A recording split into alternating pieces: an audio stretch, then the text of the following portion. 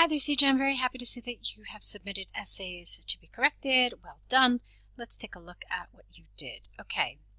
The given bar chart explains the number of Japanese tourists who traveled abroad. You could have done either who traveled abroad or traveling abroad over a 10-year period starting from 1985 to 1995.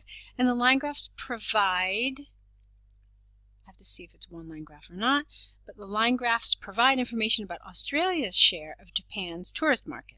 The units are measured in millions and percentage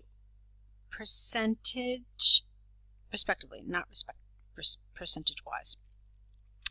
Overall, the number of Japanese tourists traveling abroad showed an upward trend with a slight decrease in 1991, and the percentage of people visiting Australia also showed an increased trend with a slight decrease in 1990.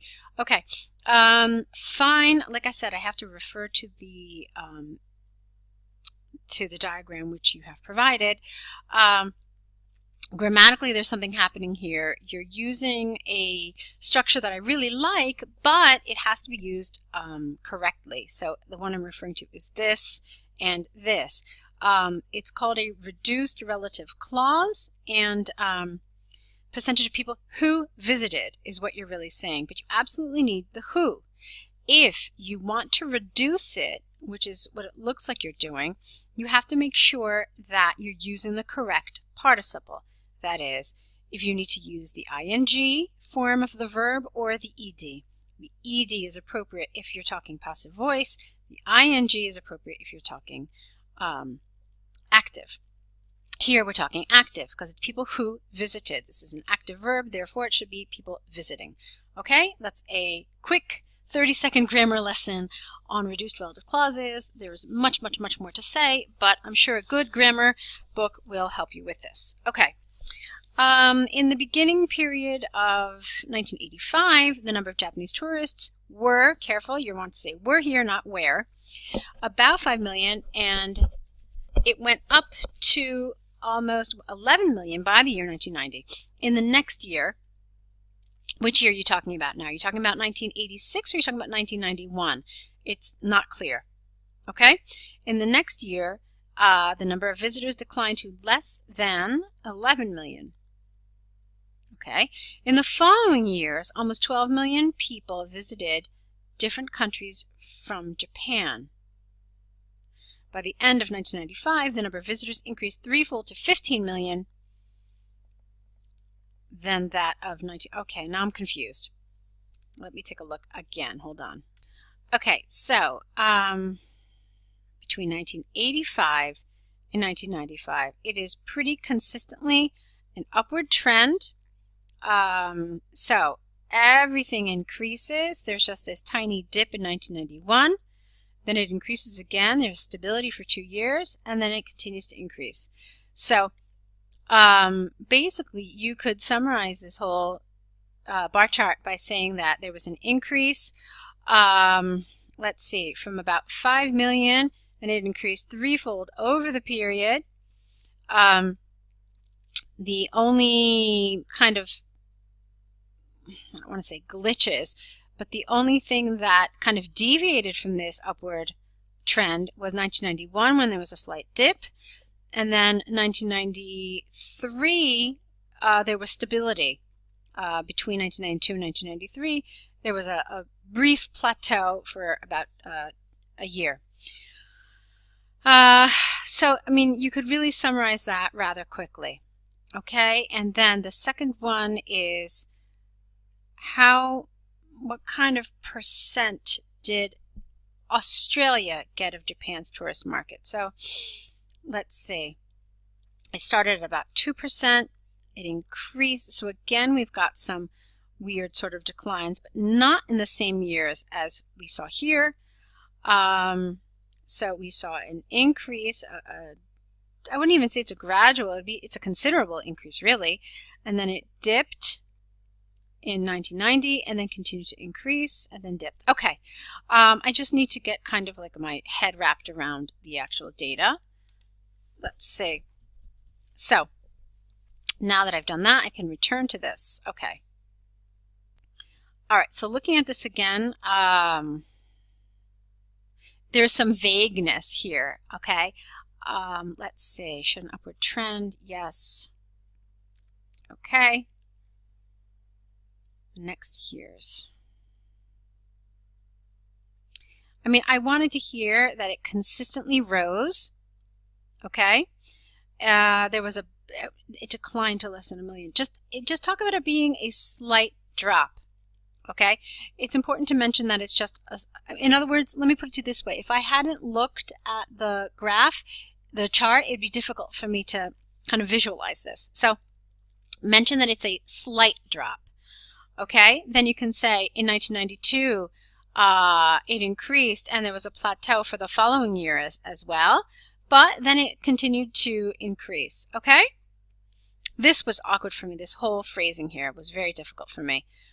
Threefold to 15 millions in that of 1985. Yeah, that was very awkward. I'm glad that you attempted to do this, but it just wasn't really very successful.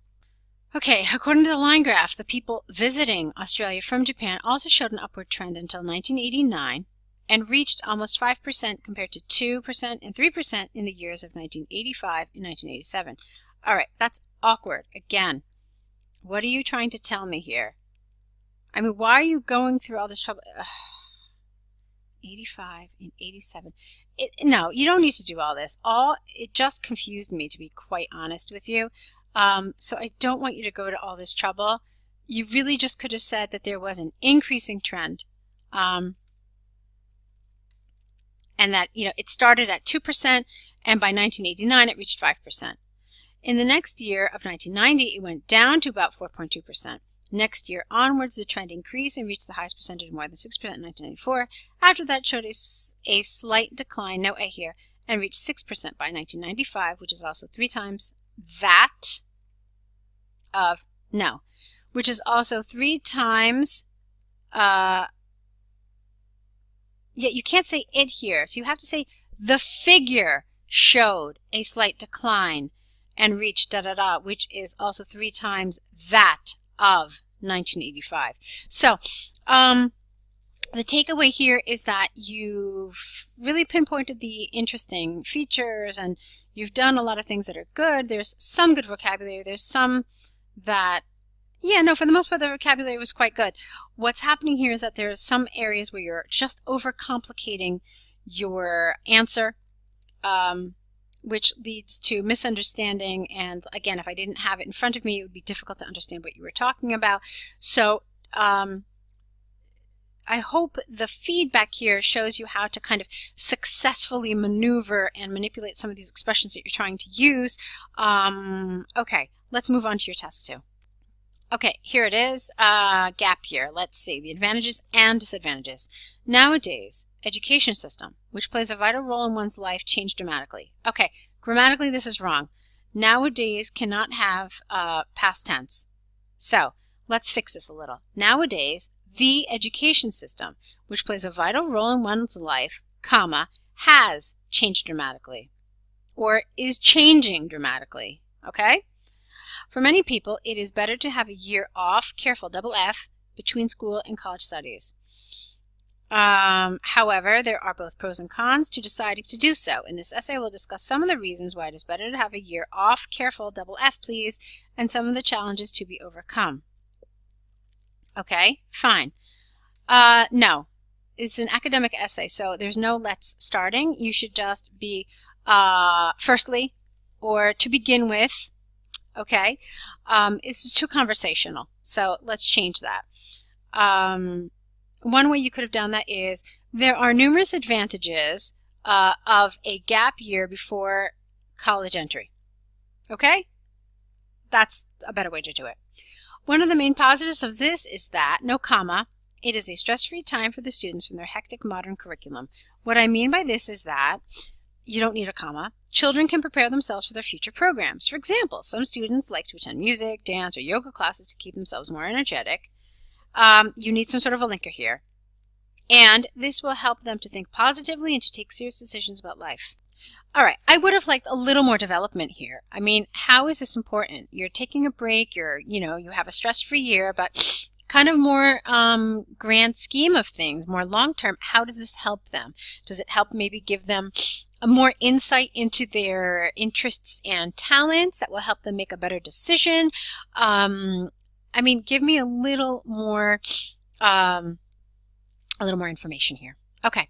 Secondly, gap year, a gap year, not year gap. Secondly, a gap year is an opportunity for them to select the appropriate career for them, which in turn will make them, not make, but will make them successful in their future endeavors. There we go. That's what I wanted to hear.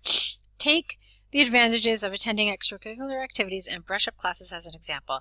This can be a turning point to identify the passion of your life and shape yourself accordingly. In addition, these sharp decisions will, I don't know what you mean by sharp decisions here, will avoid unnecessary break from your college studies. How? Okay, this for me needed development. So, what you could have done here is you could have put these into one paragraph, but okay, it's fine.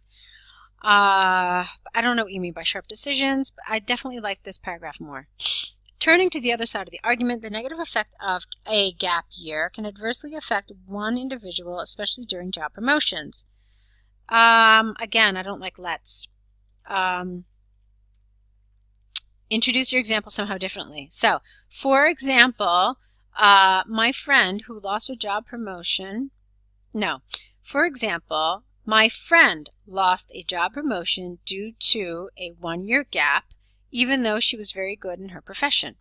To be more precise, this opposite effect will persuade, I don't know what you mean here. What does this mean? This opposite effect will persuade an individual. And career is spelled wrong as well.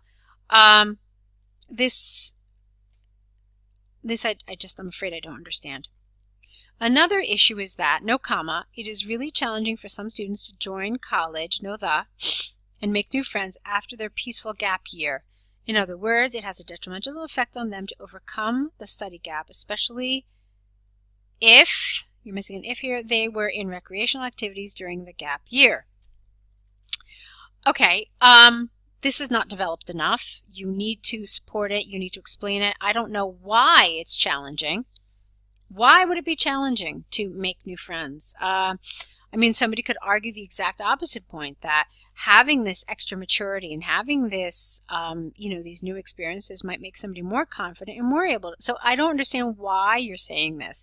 You have to explain it. Where's the detrimental effect?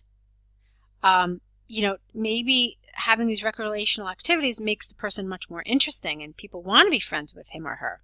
So I'm a little confused, and since you didn't support it enough, I don't understand what you're trying to say.